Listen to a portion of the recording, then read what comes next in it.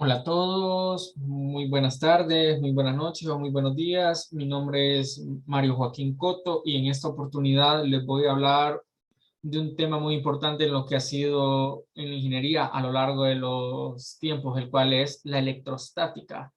Bien, como principal objetivo tenemos lo que es explicar lo que es un poco la historia, quiénes han sido sus precursores más importantes y cuáles son sus usos y por último se les resolverá un ejercicio para que quede claro lo que es el tema. Bien, una vez dicho esto, continuemos.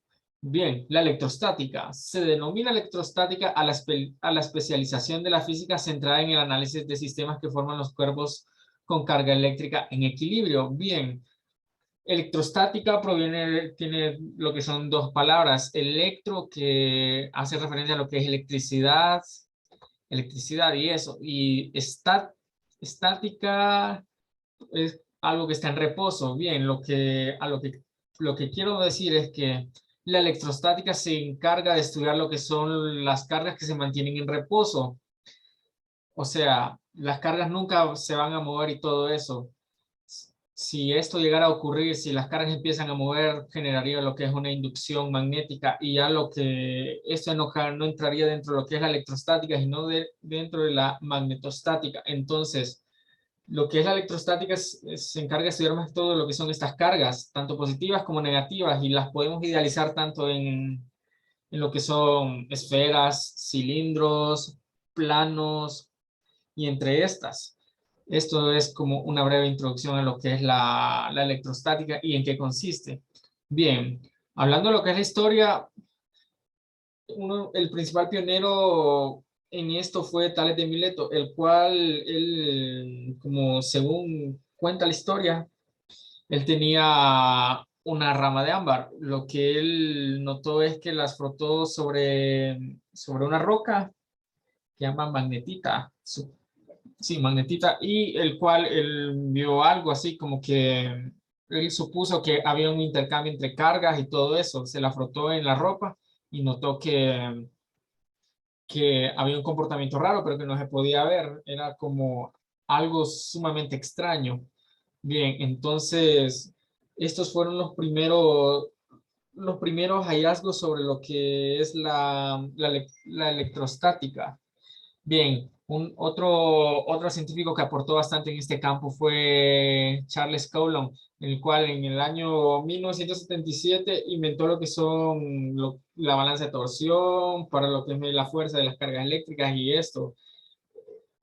Algo importante que nos dejó este gran científico es esta gran fórmula, la cual se parece mucho a la de la fuerza gravitacional de Newton, que acá va una constante G y acá irían dos masas y siempre multiplicados por el inverso de la distancia al cuadrado. Bien, lo que nos quiere decir acá Coulomb es que se puede calcular la fuerza entre dos cargas y que estas son inversamente proporcionales al cuadrado de su distancia. Quiere decir que la fuerza entre más grande sea una distancia que hay, se va a volver más pequeña la fuerza entre ellas. En cambio, si la, si la distancia entre ellas dos es más pequeña, pues va a haber más fuerza de atracción y esto. Esto sería como una de las ecuaciones más importantes de lo que es la electrostática. Y bien, de esta ecuación parten otras, las que son el campo eléctrico, lo que es el diferencial de potencial y dependiendo lo que queramos usar, ¿va? Por lo general, esta es la forma más general, pero ya si quisiéramos evaluar lo que son ya cuerpos, por decirlo así, como líneas o cilindros, tendríamos que lo que son aplicar integrales, que sería F sería igual a K, que es 1/4 pi por la permeabilidad del vacío, que es epsilon sub 0, y todo esto por un integral así. Bueno, si en el caso fuera una esfera, tendríamos que usar lo que son coordenadas esféricas, sería una integral triple así. Y algo que tenemos que tener en cuenta es el uso del cálculo vectorial para realizar estos ejercicios. Entonces, esto sería como una breve introducción a lo que sería esta fórmula. De acá deriva mucho lo que es el campo eléctrico, lo que es el diferencial de potencial eléctrico y otras fórmulas muy importantes en lo que es el estudio de la electrostática.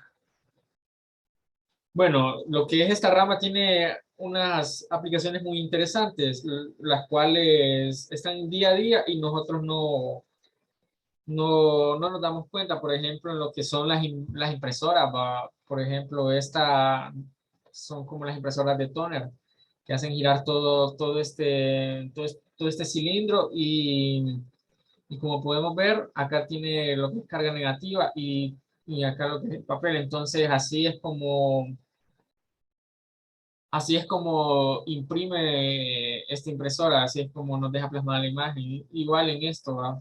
Hay otras aplicaciones más interesantes, ¿va? Pero lo que es la electrostática tiene pocas aplicaciones. Ya lo que es la magnetostática y todo eso, que son cuerpos en movimiento y todo eso, donde entra la ley de Faraday, todo eso tiene muchas más aplicaciones y son mucho más interesantes. Pero por mientras vamos a explicar lo más sencillo que es la electrostática. Bueno, cabe destacar que la electrostática tiene dos ecuaciones muy importantes, las cuales son las de Maxwell. Estas ecuaciones nos afirman cuándo un campo es conservativo y cuándo no.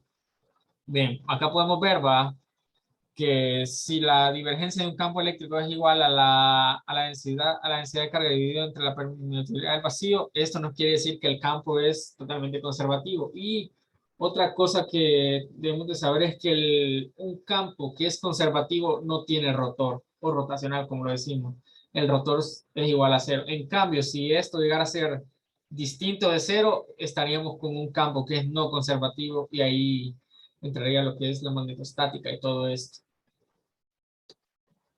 Bien, para concluir, les haré un pequeño ejercicio, el cual es lo que es la diferencia de un potencial eléctrico, o mejor conocido como un voltaje. Bueno, normalmente lo conocemos. Nos dice, calcular el potencial eléctrico en el punto A de la figura que a continuación se muestra. Suponga que la densidad de carga lineal es alfa más beta. Como podemos ver, acá nos dan lo que es por decirlo así, un plano A. Está en Y y X. Acá tenemos lo que es una barra que tiene una longitud L y una distancia D. Bueno, nos están pidiendo cuál es el potencial eléctrico en lo que es el punto A. Bien, para esto tenemos que aplicar lo que es el cálculo vectorial, como sabemos, va de nuestros cursos de 321 y 415, lo que es el vector R normal. Esto nos sirve para lo que es localizar el punto donde va a afectar lo que sea campo eléctrico, fuerza o potencial eléctrico. Y lo que es el R primado es para localizar la carga. Bien, una vez que tenemos todo esto, sacamos el vector de posición relativa, que ese R sería igual a R menos R primado. Acá lo tenemos. Bien, en este caso, R sería X en la dirección de X, pero hay que tomar en cuenta que X tiene el valor de D. Como podemos ver acá, esto sería X, tomamos el valor de D. Y bueno, el vector R primado sería menos X en la dirección de X. ¿Por qué? Porque si se fijan, está al lado izquierdo al lado izquierdo, lo cual sería negativo en esta parte.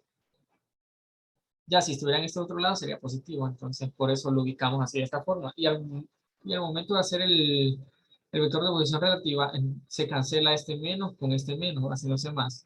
Y una vez que logramos construir los vectores, procedemos a lo que es aplicar la fórmula, que sería una integral sencilla, porque es solo estamos localizando, es lineal, por decirlo así. Todo esto es una línea. Ya, si fuera una esfera, Si fuera una esfera sería una integral triple o una superficie, una integral doble. Bien. Aplicamos lo que es la fórmula, acá está la constante y la integral iría de L a 0. ¿Por qué de L a 0? Porque vamos a barrer desde acá, empezaría desde acá y llegaría hasta 0. Y podríamos cambiar los límites, va de 0 a L, pero tendríamos que multiplicarlo por menos, pero por cuestiones de sencillez y simplificación se realizó así de la siguiente forma. Acá metemos lo que es la densidad de carga lineal e iría todo esto. Acá me saltó, sería una X. Iría así de esta forma. Bien, una vez que planteamos la integral, vemos acá que en el denominador está d más x, pero ¿por qué no d más x al cuadrado? Todo esto del cuadrado en la un medio, porque solo es una línea y no estamos así trabajando con una hipotenusa que sería x cuadrado más d cuadrado. Acá, como podemos ver, solo es la distancia, pues solo es la distancia. Entonces, cuando tenemos una distancia en línea recta, solo se suma. Ya en cambio, si tuviéramos, si me lo pidieran en el punto Y, por ejemplo, por acá tendríamos que posicionarnos así, así y así. Y eso llegaría a lo que es esta raíz cuadrada. Bueno, aplicar lo que es el teorema de Pitágoras. Bien, una vez que hacemos eso, lo que procedemos es a separar las integrales en suma. Tenemos este AX más B. Así, lo separamos así de la siguiente forma para integrar mucho más fácil. Lo que es este alfa y este beta son constantes, entonces pueden salir muy fácil de la integral. Bien, una vez que tenemos eso, procedemos a resolver la integral. Como podemos ver, acá hicimos un pequeño artificio matemático. Para lograr hacer esta integral mucho más fácil, lo que hicimos es sumar d y restar d. ¿Esto por qué? Esto con el motivo de que se me vaya a cancelar esto, me va a quedar 1. Y acá lo que me va a quedar es un logaritmo natural de x más d. Y aquí igual queda un logaritmo porque esto es constante, hay que recordarlo. Y acá ya están todo integrado. Ahora lo que nos queda es evaluar de L a 0. Bien.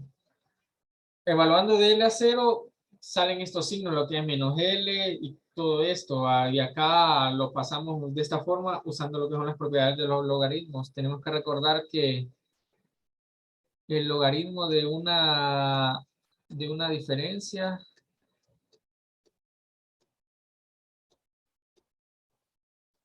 es igual a la división entre sus argumentos. Así, entonces, como, bien, integramos, va, nos iba a quedar esto, nos iba a quedar iba a ser esto, y D más L iba a ser lo que es esto.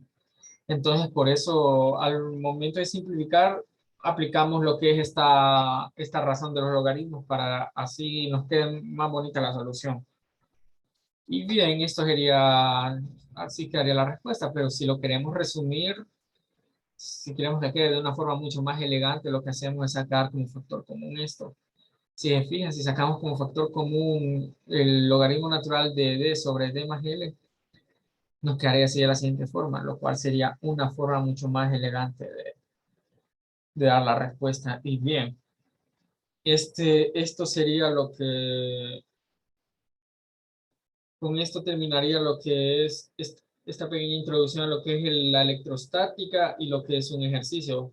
Cabe destacar que la electrostática no nos permitió lo que es descubrir los potenciales eléctricos, los campos eléctricos, la fuerza eléctrica entre dos cargas, las capacitancias y entre otras cosas. Entonces, lo que es la electrostática aportó mucho a lo que es la ingeniería eléctrica a lo largo de los años y a lo que es la electricidad en sí.